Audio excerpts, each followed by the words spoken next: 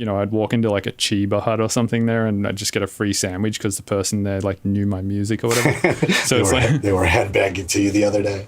Yeah, exactly. So there was stuff like that. I just felt like a bit of a rock star there. So that was kind of cool. And moving to San Francisco, a lot of that got removed from my life, which is, feels a little strange coming from Denver. But what I noticed here is the level of intelligence of the general person that I hang around here is so fucking high, because everyone here like went to Stanford and Yale and MIT and shit, and they're just all here working at Google and Facebook and whatever. They're super intelligent, and it's really nice to be the dumbest person in the room. Right?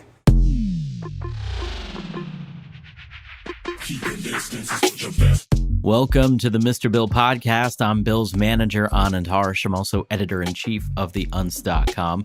Bill's guest today is Joshua Hernandez, aka Z. He's a futurist and entrepreneur and runs a label, Noise.fm. He also used to be Bill's manager, and I'm not jealous. It's not like weird that Bill had a long and deep conversation with his ex. I don't feel weird.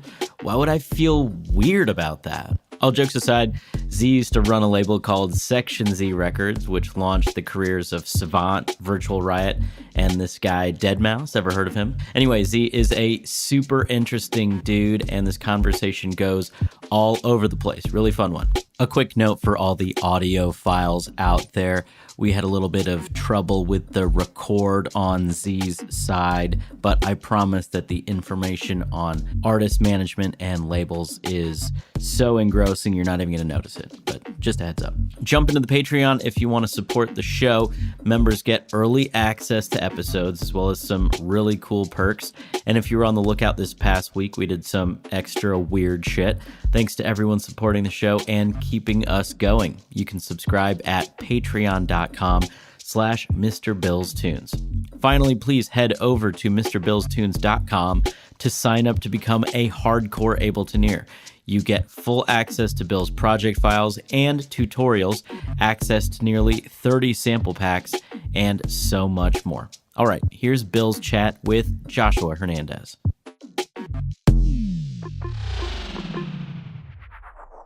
Hey, you're listening to the Mr. Bill podcast. Hey, you're listening to the Mr. Bill podcast. Hey, you are listening to the Mr. Bill podcast. Hey, you're listening to the Mr. Bill podcast. Hey, you're listening to the Mr. Bill podcast. Hey, you're listening to the Mr. Bill podcast. Hey, you're listening to the Mr. Bill podcast. Hey, you're listening to the Mr. Bill podcast. Hey, you're listening to the Mr. Bill podcast. Hey, you're listening to the Mr. Hey, you're listening to the Mr. Bill podcast.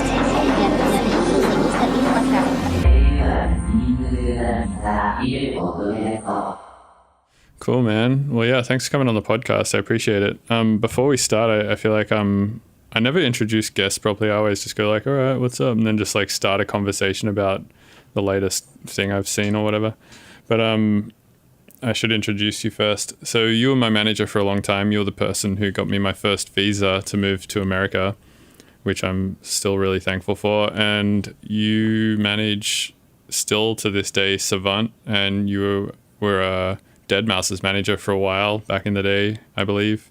I wouldn't call it manager. I'd call it like fellow experimentalists. Like none of us had any clue what the fuck we were doing back then. Still don't. Right.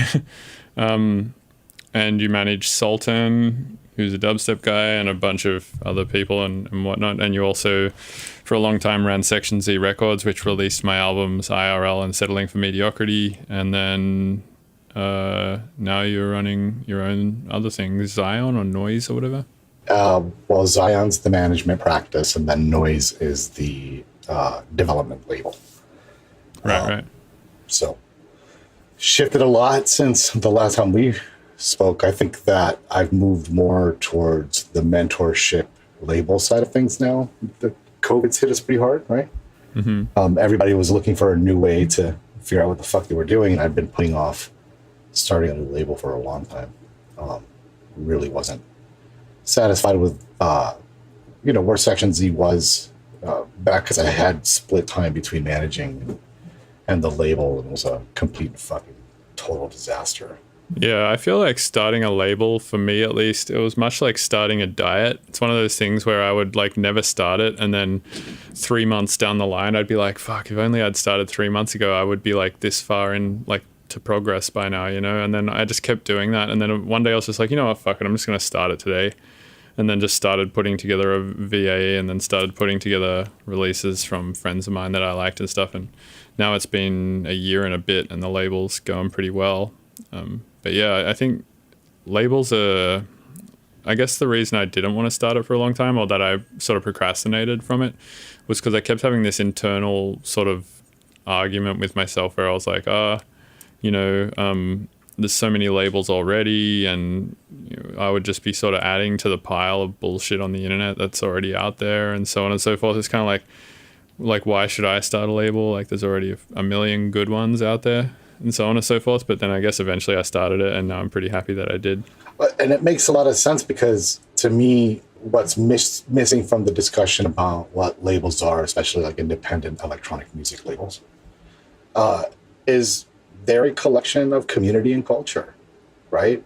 It's not just some services that go towards catering to a genre or whatever. It's literally folks who, in your case, travel the world, know a fuckload of musicians, get introduced to new music and new sound all the time, and it gives you the opportunity to show the world what it is that you're listening to and to bring those people together. That's what these labels are supposed to be, not some, bro fest, with step 1 marketing, step 2 marketing. Let's all turn to video gamers now that we can't tour.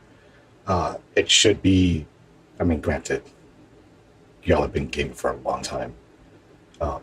So I was a video game while I was touring. A video gamer. The video game that I've started playing lately is just chess.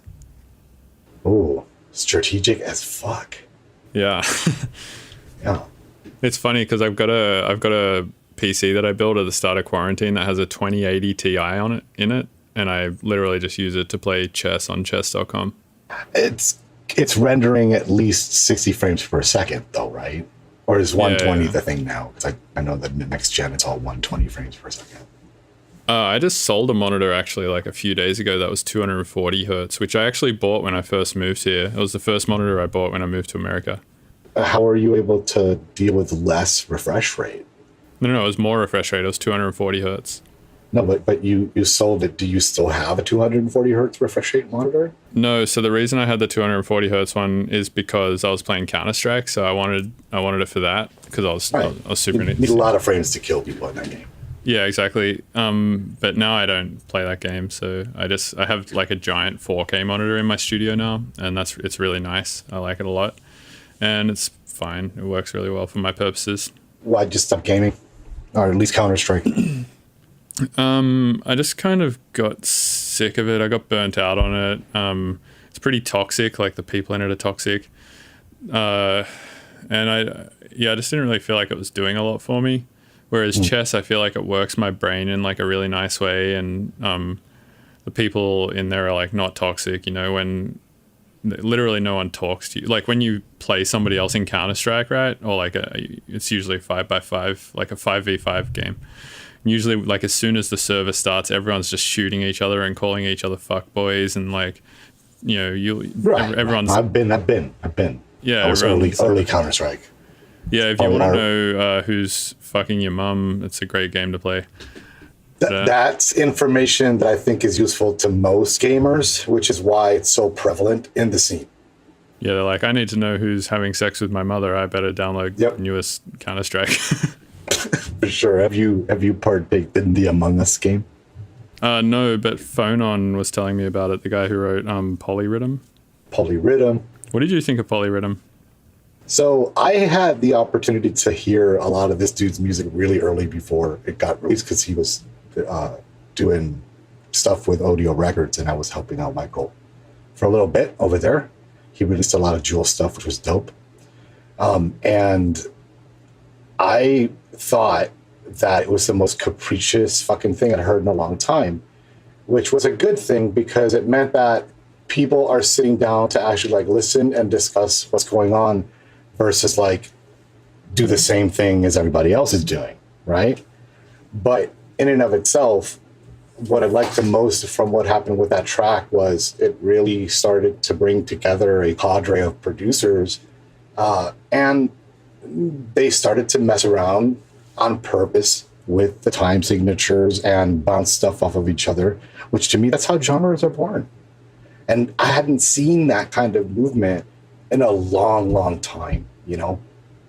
You'll see it off of a certain sound or when a plugin comes out, but like a song sparking that, be it, you know, a well-produced song, a good song, or whatever it is, whatever taste you have, it did that for the scene, and I thought that was cool. Yeah, it was kind of interesting, like how much interest it sparked. I think the song was pretty cool. I think that happens on a daily or weekly basis, but it happens so slowly, right? Like all of the new dubstep songs coming out or the new rhythm songs coming out or whatever, they're all like slightly newer than the stuff preceding it, for the most part at least. But yeah, they proceed at such a slow rate, and I guess that kind of just like jumped a bunch of boundaries. The reason for that is simple. Producers are too stuck doing one genre for too long. They got to jump around a little bit more. Yeah, why do you think that is though? Like, why do you think people stick to the same genre for so long? Just how the crowds work, you know. So you the fans are really what are dictating what people are listening to truly, right? Well, I think to some degree, right, like people feel the need to fit in with their tribe, and that's important because if you don't and you get ousted, then you die, right? So I think to some degree the need for approval is just intrinsic within everyone, and I don't think anyone is naturally or normally like strong enough emotionally to just do exactly their own unique thing with zero approval from anyone. Well, because that's impossible. That would mean that you're a tree in a forest and nobody's hearing you fucking scream or fall or whatever you do in space forests. Oh yeah, what do you reckon about the tree falling in the forest thing? Do you think that it makes a noise or no? Scientifically, yes. I mean, we can't. Just because you're not there doesn't make it not true. And I think that is the lesson that the internet needs to learn. But don't you think that sound only exists in the brain? No, it's our interpretation of sound that we're hearing, right? Like there's a physical reaction in space-time that makes a sound that eventually reaches our ears. So it happens before we even exist. But I guess if you're not there to experience it and call it sound, then it doesn't exist, right? It's kind of like a song to me when I'm not interacting with it right now doesn't exist. Well, it's still a song on Spotify's database somewhere, you know. Eventually, even at the most microscopic level, something's going to hear it, you know. What about the microbes that live next to that tree, that fed that tree for, 100 years? Did they not hear the tree fall and suffer its death and feel its pain? I mean, if they're complicated enough organisms to have ears or brains that can even translate stuff into electric signals in the brain to comprehend sound. But sound for us, for sure, does not happen in the ears. It happens, and it doesn't happen around us. It happens in the brain. But it's also the physical response that adds to that, right? Like, which is why, people like to get in front of the speakers to get blown away by the bass noises. I mean, to some degree, it's a physical response, but I mean, also a physical response of sound, like a very loud set of speakers that are playing at you, will also vibrate the hairs on your arm, right? But that doesn't cause you to hear anything. But I wasn't at that festival. Does that mean that the music didn't play? For you, it didn't. Right, but still did. I think we're all just a festival in the forest somewhere. Maybe, yeah. We're all just a bush doof. Just all fucking bush on fire in the forest. Do you know about bush doofs? I do not. Please educate me. So there are these things in Australia. This is kind of where I came up with electronic music.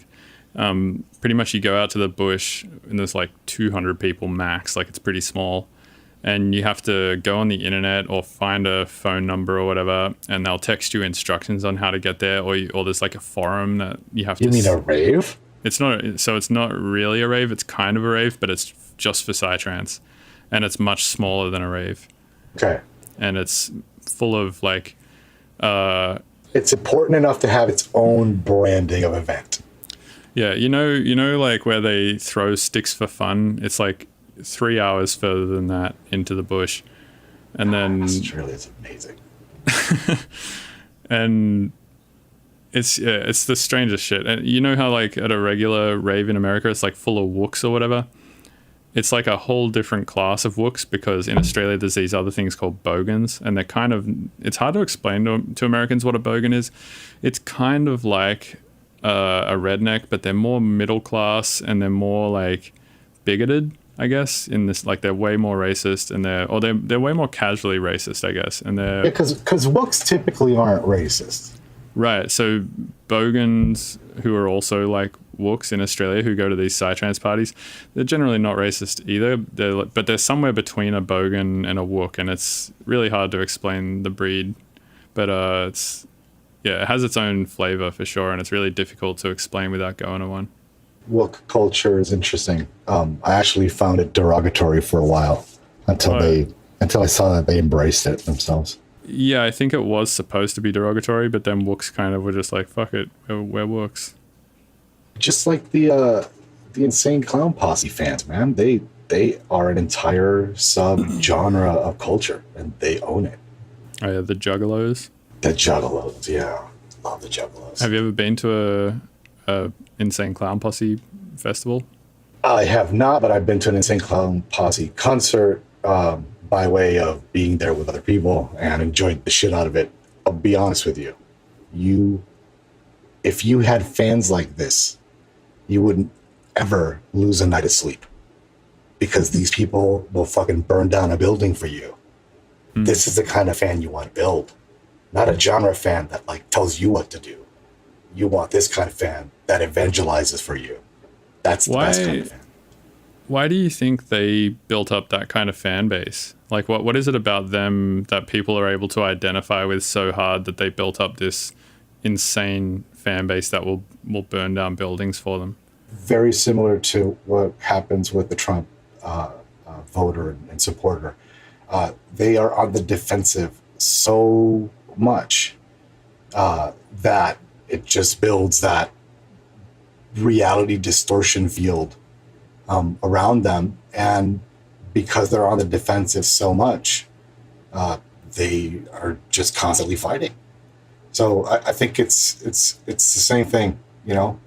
Do you reckon they're on the defensive? Sorry, go on. Juggalo's not anymore. I think that they have become an accepted part of subculture in the world, and now even a beacon of hope against other brainwashed cultures. But that's what I think is going on with that fan base. On the defensive and fighting all the time. So that's why they're so hardcore.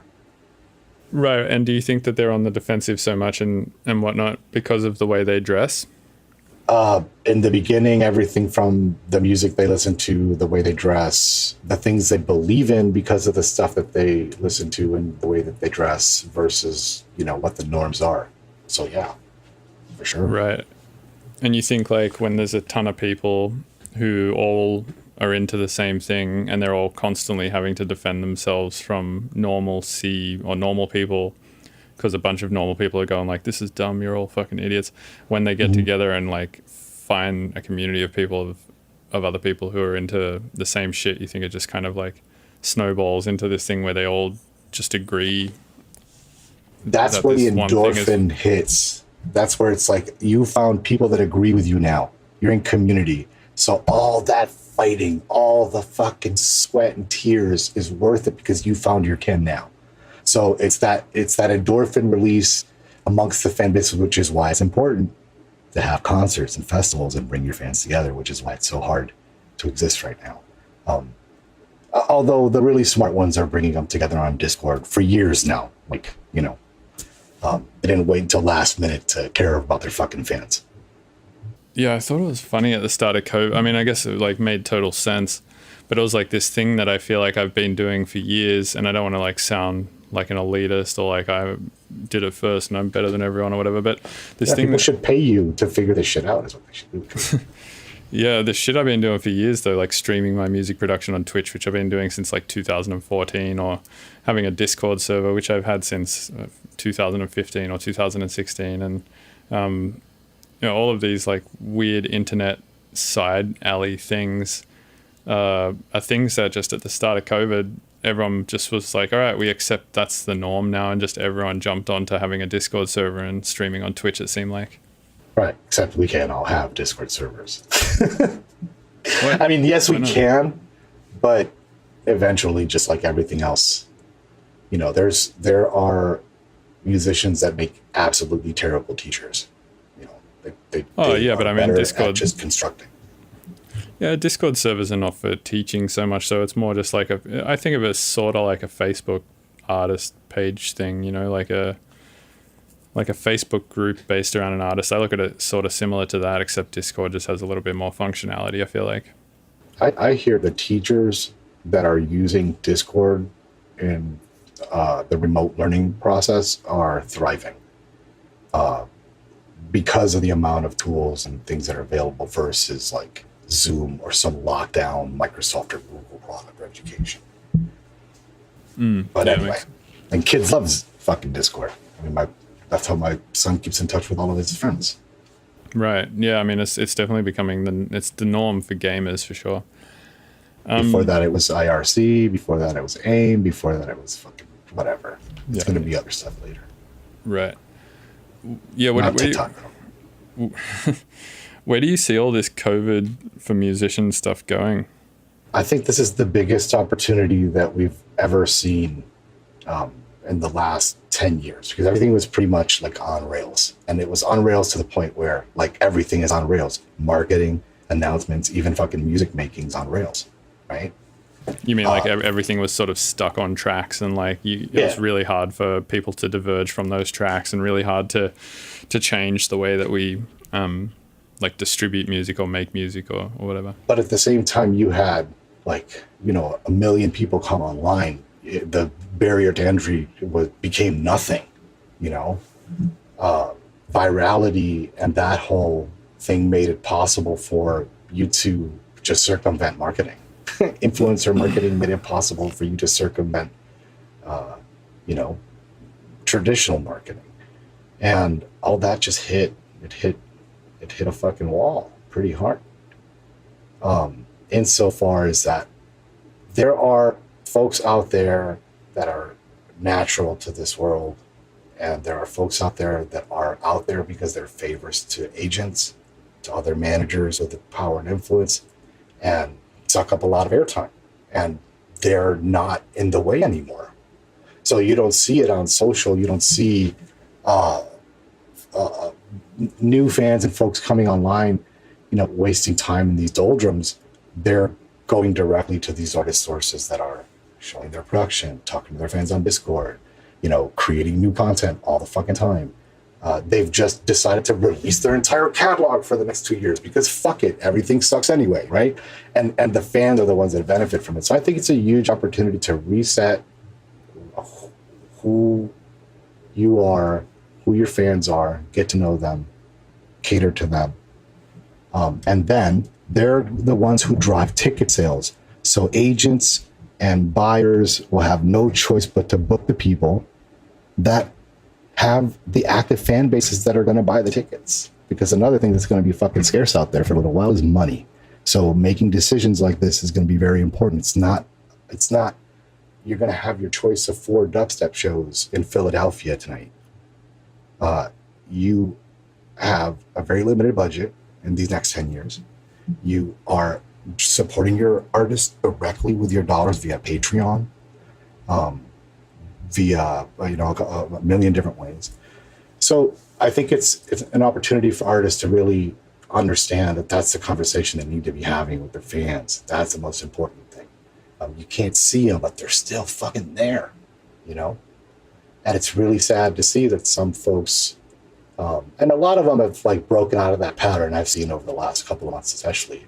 In the beginning, they were like, well, I'm not doing no live stream cheap ass shit. Well, fuck you then. Some kid in his garage is going to beat you because you don't feel that the things in the industry or in the world are good enough for you to fucking release music. What kind of an artist are you? You know? So that's kind of how I look at it. I think it's a big opportunity for new music. I think it's a huge opportunity for new genres, which is I'm pheno hunting genres right now. And I'm doing it in a very untraditional way. I'm looking at the location first. Like, what are kids that are working together doing, right? Versus like what's hot on SoundCloud or like who's the latest viral fucking artist that everybody likes. Fuck all that. I want to find brand new sound. Stuff that people who think that they need to behave a certain way for their fans wouldn't have the balls to do. Because they're locked into a genre versus locked into a relationship with their fans. That's the difference. Right. Anyway. No, it's good. That's what we're here for. Yeah, no, I think you're right. I think this is a pretty good opportunity for the music industry to change in positive ways. And I agree with you. I think that before all of this shit was like pretty preset as to how it would all happen. And I think I was 100% falling into that preset mentality. I was like, I have to, like, there's no point in putting albums out anymore. You know, you might as well just do singles and EPs because... That's nuts, but I understand why you would fall into that, right? Yeah, pretty much the way I'm looking at it now is I'm also with you. I don't think there's going to be any sort of like going back to normal touring schedules or whatever until, yeah, definitely not for the rest of this year and probably not for most of next year as well, I would say, or at least until late next year. So I'm pretty much like hunkering down, I think, to just go hard on educational content and sample packs at this point. I was sort of like hanging out at the start of the year, just like, oh, this will be a few months of like working on tunes and doing a bit of streaming and just chilling and having a much needed break from touring and stuff like that. And then it'll probably all go back to normal by like, you know, September, October. That's kind of what I was thinking. Even when people were saying they were like rescheduling shit until like June. Remember that? When like everything got shut down at the end of March and everyone was rescheduling shows for like early June, early July. And I was like... 3 tours completely gutted, but yeah. Yeah. I was like, oh no, that's fucking not going to happen. I was definitely thinking like at least September, October, but even September, October was fucking massively optimistic, I guess. And yeah, no, I think I'm with, even I think end of next year is like, feels optimistic even at this point. There's still a lot we don't know. And sadly, that's just kind of how it works on that front. But at least in the United States, man, we got some political issues to overcome before we get people behaving the way that we need to. But the other thing too, these drive-in shows, you know, they could become a very normal part of how this shit works. It's outside, it's loud, you're with your friends. You know, what it does give the producer is a lot more room on the dance floor, huh?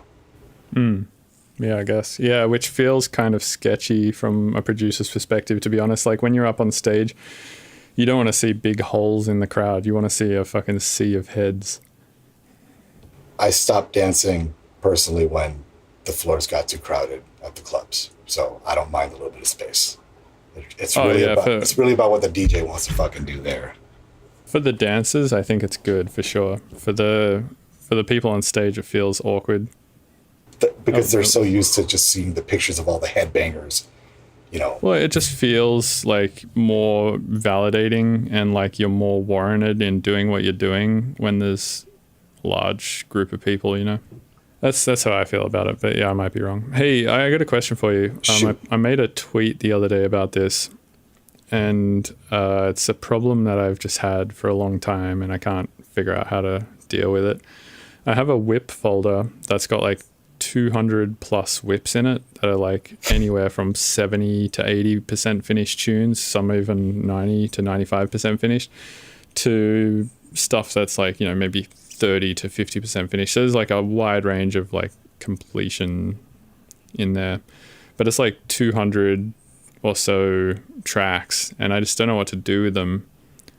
I'm trying to figure out like how to turn it into like releases, but I always get, this is like we were talking about before with the like the industry, how it was like kind of stuck on rails and shit, and I was like, I don't want to put all these out as an album, and I don't know what EP they should go on, and I don't think they're good enough for singles. Like there was all these weird conversations and fucking limiting belief systems or whatever the fuck that I was like telling myself, and I'm still sort of stuck in that mindset, I think, from the industry being that way for so long, and I'm still trying to figure out what to do about it all. Well, that sounds like an A&R's dream, right? So like if I was A&Ring this goddamn folder, I'd be looking forward to over 200 tracks to sort through. So one, that's number one. Got to sort through it. Got to figure out like what cataloging you can do to it. Second, you know, I have seen this problem many times, despite the meme that went viral yesterday about the whole, like, you should have at least 15 tracks thing. And my advice has always been, don't just rush it out, right? Like, you got to package it up somehow. If it's a compilation of songs I never finished, right, for your fans, or if it's a support files for a sample pack that you've put together, or whatever the case may be, you need a plan for that content. So of course you're fucking overwhelmed with 200 plus tracks, probably more than that actually. So it's really about the packaging, man. Well, I understand that, but I guess that's where I get stuck, is like how to package it up, because I keep thinking about like catalog first, because without understanding the breadth of how you can divide these things up, you know, it's going to be difficult to figure out what projects. But the other thing too is work with your manager at the A&R level and see what you can work on in the immediate sense, man. Fucking to have that many slugs to work from is a blacksmith's dream, you know? Yeah, we've been trying to go through it, but it's just a lot. For instance, like, how do you catalog something like this? Do you do it by genre, or do you just do it by feel, or like there's a lot of questions to ask, I guess, where I would do it by a couple different ways, right? I do it by genre, I do it by tempo, I do it by key, right? The simple scientific stuff out of the way first.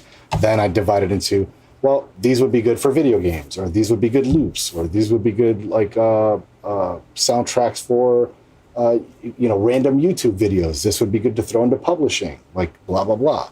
And would you do all of this in folders on your like in Explorer or Finder, or would you do all of this in, say, like a spreadsheet? I mean, this is gonna sound really pathetic, but I'd probably just like use like Winamp. And use the metadata. No, I'm kidding. I use a spreadsheet for this. This is obviously a spreadsheet's job to catalog and maybe that's the cheapest, fastest, quickest way to do it is to spreadsheet it. But maybe there's a photo cataloging or archival system that can help you understand your content better. You know? Yeah, I need to figure out a way to sort this out, because it's something that's been driving me fucking mental for like well over a year or more, where I kind of just always am looking at it and just don't know what to do with it, and it's just a lot to deal with. And it also gives me like mental blocks. I've talked to a few people about this, and like one thing, I mean, I tweeted about it, right? And Matt Lang responded with like, you literally should just delete it all and just start again, because that's it's just savage. I love Matt. Well, because it's just going to be a mental block, right? And I totally understand that, because it literally is. Like, whenever I'm like, oh, okay, I should start a new tune, there's always this sort of mental part of me being like, well, maybe I shouldn't start a new tune because I have so many to work on. But then I'm like, well, what one do I work on? And I'm like, I don't really want to work on any of them, to be honest, because I want to start a new thing, but I also they'd be done if you wanted to work on it. Exactly, yeah. But at the same time, I don't want to start a new thing because I don't want to add to this fucking messy pile that's adding to this mental sort of stress of having too many unfinished things floating around on my hard drive, you know? Collaboration slugs. I'm pretty sure you're going to meet more than 200 people in the next fucking 10 years. I've thought about that too. Like, yeah, maybe I should just, give it to people to work on or whatever. You know what would be cool on your label? Like every artist that you introduce or that you have on the label has to collab with you. So like you just choose from these. You pick one of these 250 songs. Let's collab on one of these. And just like hand it off and try and get them to finish it. Right. It's funny because it's just like, basically pushing the mental stress of it from me to them. So I can be like, all right, I can stop thinking about it now. They're going to learn so much shit in the process. Like the reason that I send any artist over to you at all ever is so that they can learn how to fucking mix. Right. That's key. I remember with Valentine back in the day. His mix downs are great now. Well, now they're amazing. But like pre Mr. Bill Thweck, I'd like to say that they were okay, Right. But then again, he was a fucking kid too. That's another thing that people don't realize. Yeah, he was young at that time. He was still in school, I think, when we wrote Thweck. No, it was at least at university. I think the only reason he collaborated with me is because his classmates thought I was cool or something. Everybody knows who you are, Bill. At least on the producer side of things, folks have been learning for you from fucking years. Yeah, I need to make more educational content, to be honest. I've been slacking on that side of things. Have you checked out Soltan's tutorials? I've seen one of them, the one where he like teaches you how to draw waveforms in audio or whatever, or teaches you how to draw your name in audio. Now you can have the gimmick too. Yeah, exactly. Yeah, it's pretty interesting for sure. It's pretty clever what he did. I think it would be interesting for you guys to collab on a tutorial.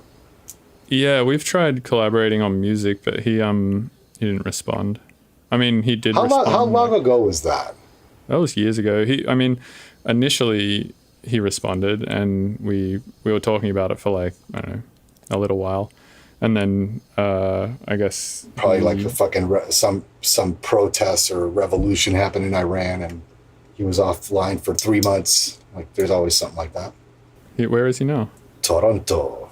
Interesting that he decided to go to Toronto instead of America. Why not America? So we had the original plan, 100%, was America. We were going to work the visa and all that shit, and then Trump won, doubled down on Iran sucks. Then the problem becomes he couldn't walk into the embassy there to get the interview, because then he's going to be flagged over there. Now he's got two problems, right? So we just waited, and Canada, thankfully, as a immigrant accepting country,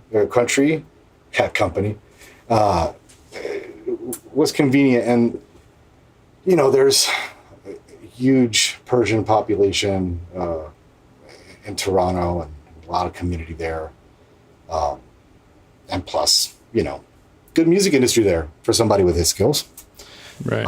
We're excited about it. It's a huge change. COVID obviously like slowed plans down a little bit, but the dude has been working so hard to become like what I hope is a essential story for global electronic music, working his way out of Iran to main stages, and now living in Toronto.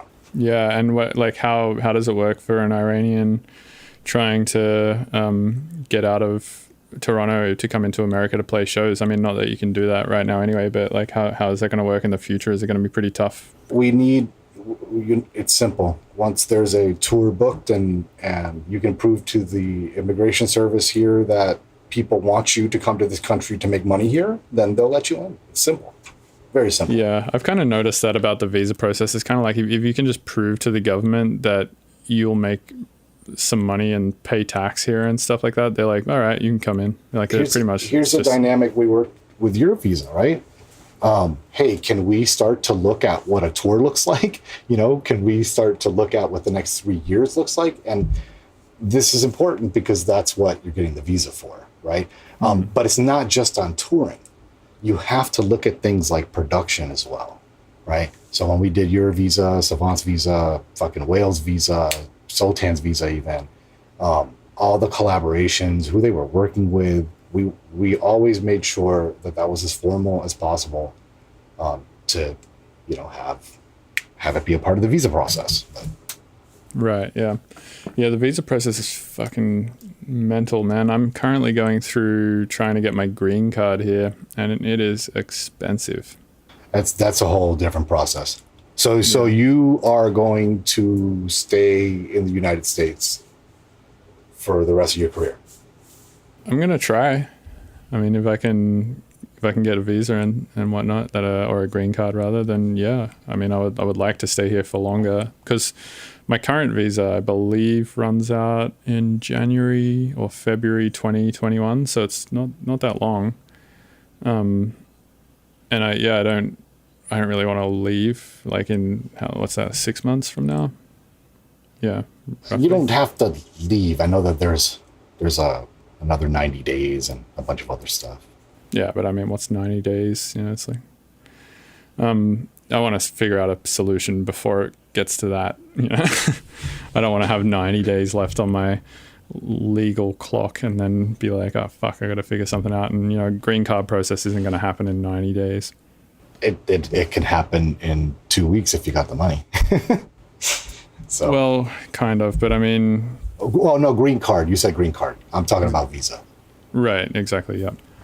Yeah. A little different. Green card. Like you actually have to study the like what it means to be a citizen and all this other stuff.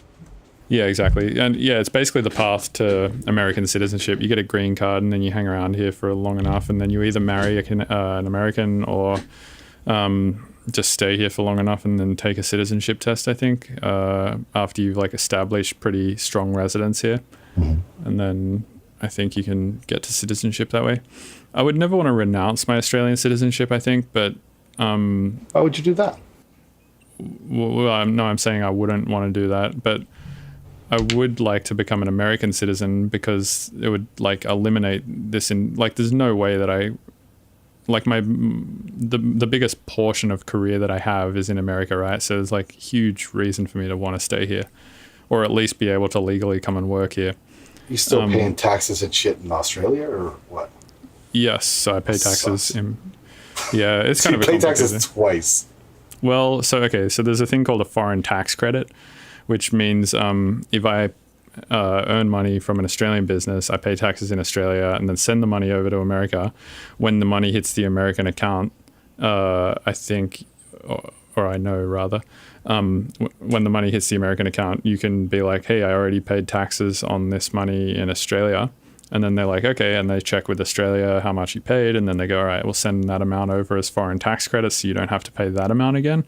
But if the taxes that you then have to pay in America are higher, you have to make up the difference. But if the taxes you pay in America are lower than the taxes you paid in Australia, you don't get back the difference.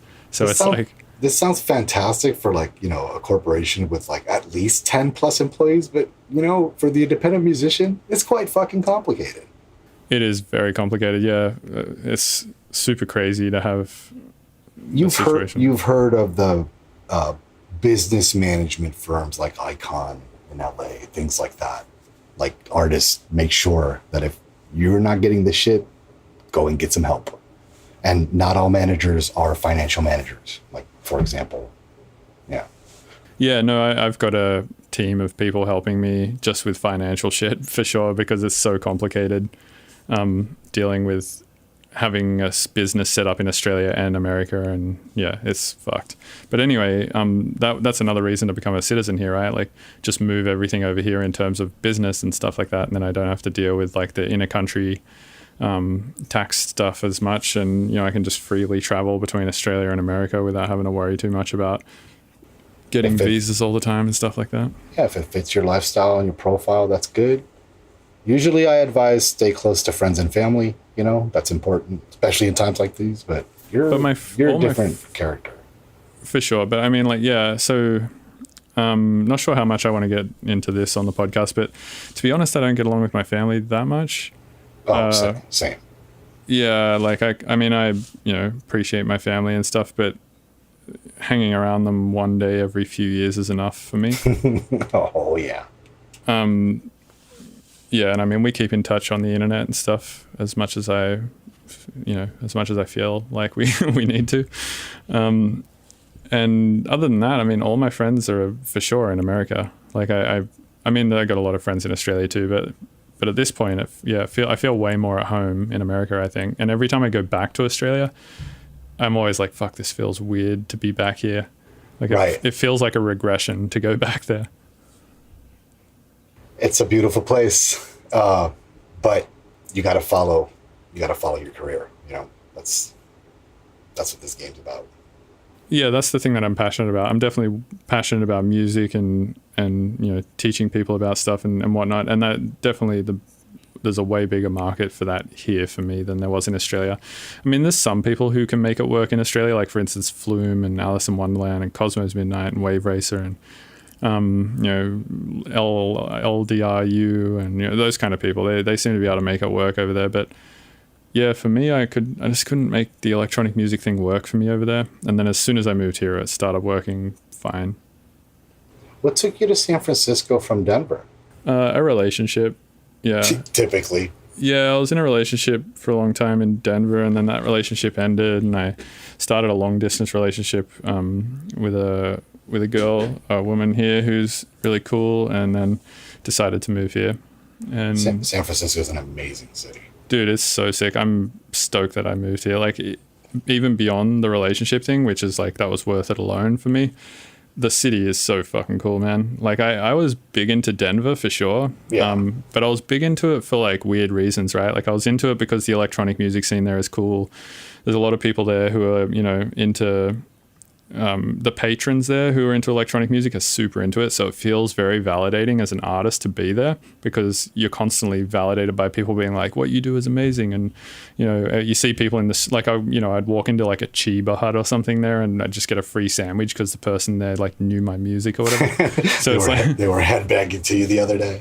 Yeah, exactly. So there was stuff like that. I just felt like a bit of a rock star there. So that was kind of cool. And moving to San Francisco, a lot of that got removed from my life, which is, feels a little strange coming from Denver.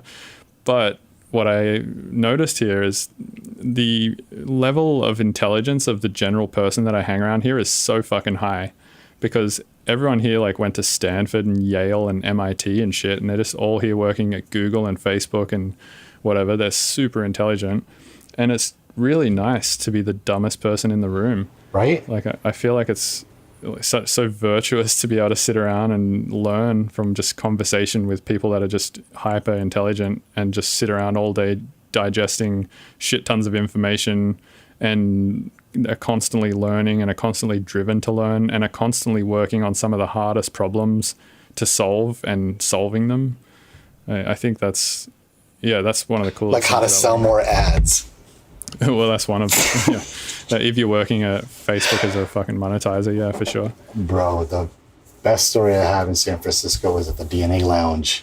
I got really fucked up. I wasn't there on tour or nothing. I was just there partying. And I get out and there's a car. It's like, Josh. And I was like, yup. And I get into the car and it was like a early Uber. This is a long time ago. It's like 10 years ago. And I just got in. I told him where I was going. He took me to where I was going. And it turns out it was somebody else's ride. Because at the end of the ride, he's like, wait, because I gave him a call and told him that I was the wrong passenger. So he's trying to take me back to the club. I was like, I'm not going back to the club. I'm staying right here. Get out of your mind. Yeah, one of the cool things about San Francisco is it's so small that you almost don't need to get Ubers. I mean, it's faster to get them, but you could jump on a Lyft bike and be anywhere you need it in 20 minutes. Like it's not like Denver in that way where you need a car, or LA where you need a car.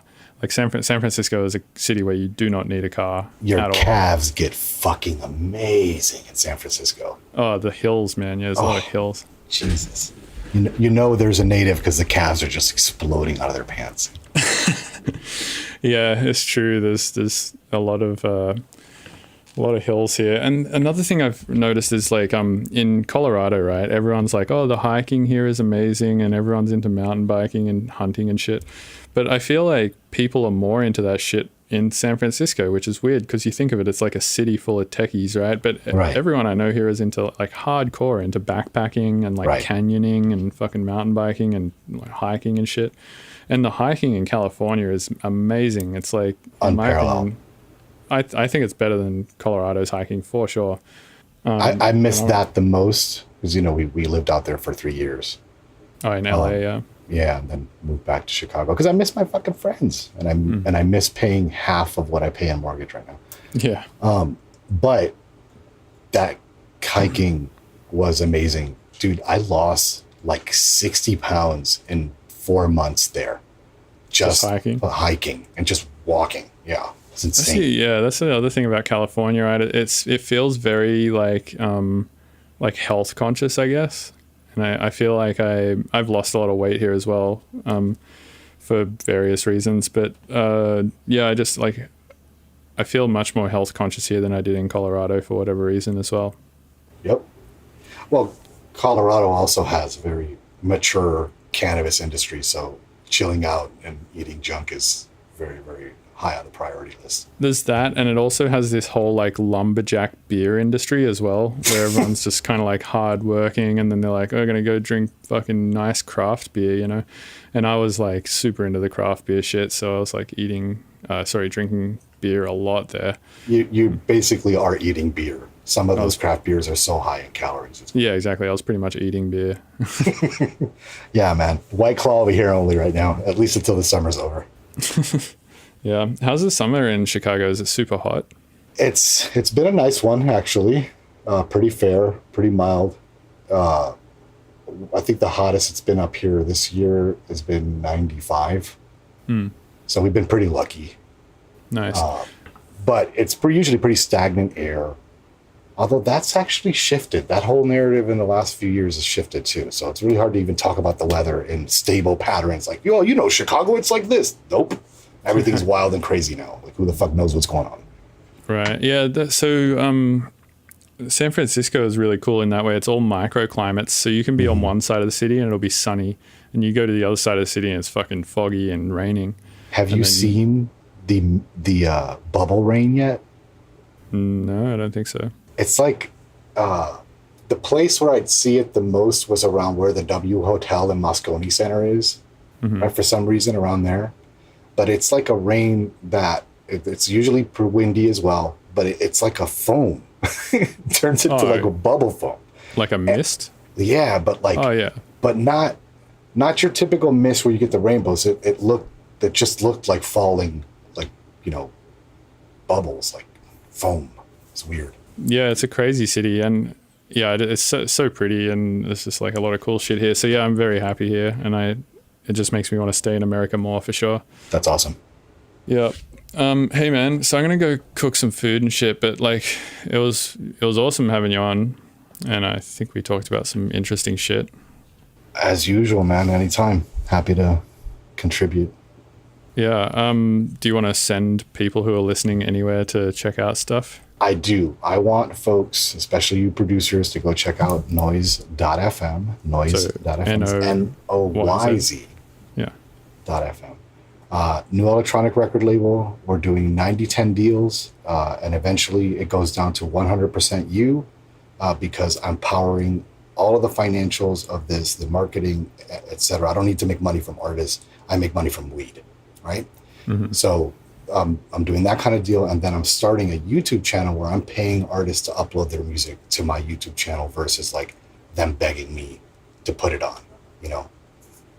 And I want to change that whole dynamic when it comes to promoting your music on YouTube channels and that kind of thing. So check out Noise FM. That sounds fucking awesome, man. I think like, so real quick, I think one thing that you might find doing that is there's like a weird psychological thing that happens when you try to pay someone to do something versus saying they have to pay you to do it. Right. Because the value system then gets fucked up in their mind.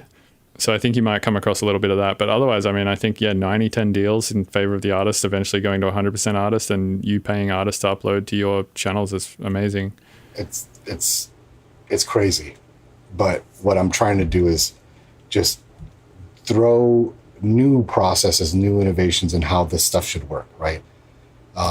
versus people getting the same deal that a huge artist would get because they're going to make $10 million on the song, right? Like we can't keep thinking in these ways. We have to think very differently as the artist grows and as they develop in their career and their fan bases. But yeah, man, that's a whole different conversation. Yeah, fuck yeah. Well, cool, man. Thanks again. All right, my brother. Take care of yourself. Yeah, you too. Hey, thanks for listening to the Mr. Bill podcast. These episodes are edited and uploaded by Robert Fumo of 303podpro.com. You can also support the show, get early access to episodes, and hear bonus content by going to patreon.com/Mr. Bill's Tunes and becoming a patron. Please rate and review on iTunes unless you're going to be a little shit about it. And all the links to my various platforms are at MrBillsTunes.com. Thank you.